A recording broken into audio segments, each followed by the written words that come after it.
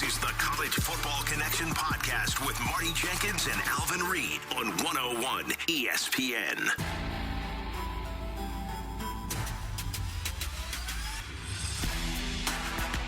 Well, to quote my favorite anchorman out in San Diego, that escalated quickly with respect to week number 5 of the college football campaign. Greetings, everybody. Bradford Bruns with you here for the College Football Connection Overtime. Let's call it a bite-sized edition on the heels of a wild and wacky sequence of events across the country. My cohorts, Marty Jenkins and Alvin Reed, they'll be back with me later in the week. We'll recap a lot of the craziness across the nation then as well, but had to spend a little bit of time with you at the tail end of this weekend to talk about so many different developments, not only regionally, as Mizzou, of course, was off idle until October 5th versus Texas A&M, but sweeping the nation. My goodness gracious, with all due respect to the professional side of things, we didn't exactly have a bang-up series of contests, unlike what you could find in any number of markets collegiately. Let's begin with exactly what transpired. What a doozy in Tuscaloosa. Georgia has its 42-game regular season winning streak snapped, and it didn't appear to be trending in that direction, not whatsoever. Not when you build a 28-0 edge against Bama, vaunted Crimson Tide, sans Nick Saban, and there at Bryant-Denny Stadium.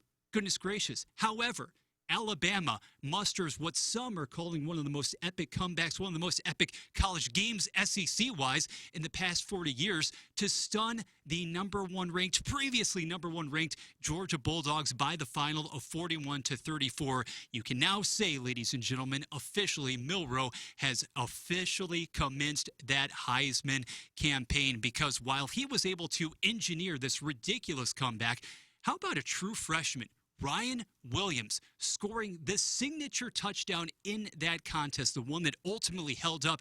He's all of 17 years old. He's not going to turn 18 for crying out loud until February, and yet this looks like one of the most dynamic players in the nation for the Crimson Tide.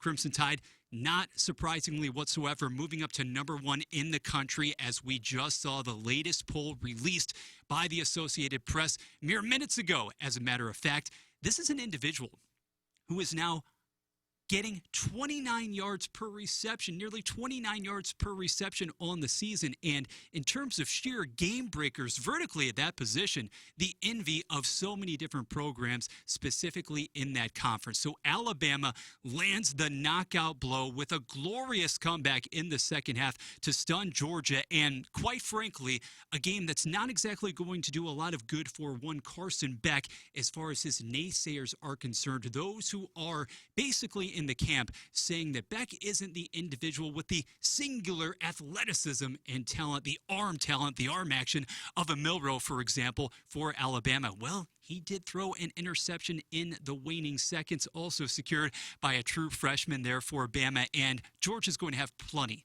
of opportunities, though, to get back in the proverbial saddle, only slipping to number 5 nationally. You would expect that when you have a powerhouse matchup of that ilk, which Marty and Alvin documented earlier this week on the 101 ESPN YouTube channel. 2 versus 4 in a clash of the Titans. The team that falls, even if it does give up that ridiculous comeback, it's not going to fall too far down the tree. Other developments with respect to the rankings, we have to touch upon the events that happened out in Kentucky as well, because specifically of note for Mizzou fans, Kentucky is able to knock off Lane Kiffin's Ole Miss squad and Jackson Dart at the signal caller position. So what does that mean for Ole Miss? Well, tumbling temporarily to number 12 behind Mizzou now. We'll get to the Tigers' latest spot in just a moment here on the College Football Connection podcast. Number 6, to fall against a Stoops coach squad that doesn't look particularly relevant in the grand scheme of things in 2024. That really hurts for the Rebs, and wouldn't you know it, but here during the bye week for MU, for a fan base looking to be galvanized again to some extent. Despite the 4-0 start, so many different misgivings surrounding what has played out thus far in mid-Missouri. You survive against Vanderbilt, double overtime style, and now you have a lot of time during which to reflect and think, try to fine-tune a lot of those mental errors, specifically with respect to the flags, the tons of laundry that has been compiled on the field there at Memorial Stadium. And yet you're idle during that time. You go from number 11 to number 9 nationally because some of those other top-tier squads against which you were competing for that same territory, that same ground, they happen to succumb. Speaking of succumbing, the Fighting Illini did so as well on Saturday evening in another primetime Nationals showcase, but really absolutely no reason about which to be embarrassed there. Not when you're falling 21-7 at the hands of Penn State, 9th-ranked Penn State, which does get a little bump there as well to move up to number 7 after the fact, in front of 109,000 fans in crazy conditions there. James Franklin essentially issued a statement, a call to order earlier in the week for the fans of PSU, saying, make it a whiteout occasion. We recognize just how good Illinois, on the heels of that upset over Nebraska in Lincoln, how good Illinois has been this season. And in many different respects, I don't necessarily know if that loss against Penn State really does a lot to harm the long-term, season-long aspirations for Illinois and the contingent of fans in Champaign. You go from number 19, I understand that, to number 24, lurking on the edges, the periphery now of the top 25. But when examining the final of 21-7, examining the uber hostility there of that environment, it almost made Nebraska look like a playpen of sorts. The real quandary for Illinois, unfortunately, at the end of that first half, you were unable to come up with any points from that final would-be climactic drive. You had to get points there when you put the ball on the opposition's 2-yard line, and you know it's a defensive struggle. You know that the yards are exceedingly hard by which to come.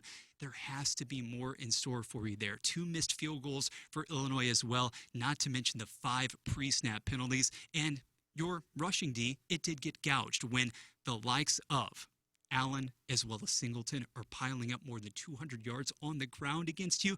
In many different respects, I believe that we figured this one maybe turn into a bit of a quarterback versus quarterback duel. Altmaier as well as Aller didn't turn out to be the case.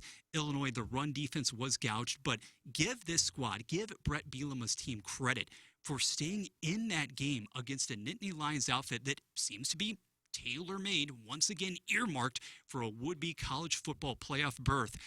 Illinois is in the game for all intents and purposes until the end.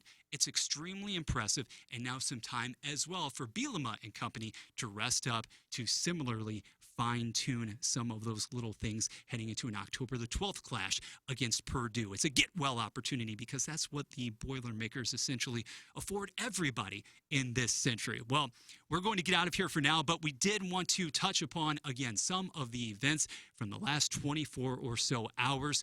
Crazy results across the nation. You've got Notre Dame eking out a victory, sorry there, Marty, against Louisville, but a win nonetheless. You have interesting goings-on with USC, with so many different top 25 caliber programs across the country, and you can rest assured that we are going to dig into each and every one of those when College Football Connection, the original version with Marty, Alvin, and yours truly, gets back in the studio live here in Creve Coeur, 101 ESPN. Be sure to check us out on the 101 ESPN YouTube channel and on 101ESPN.com.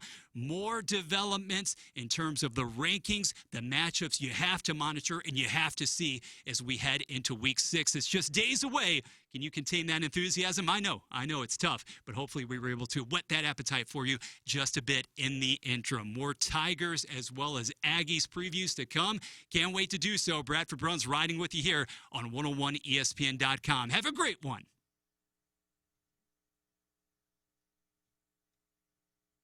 The College Football Connection podcast with Marty Jenkins and Alvin Reed on 101 ESPN Sports Talk for St. Louis.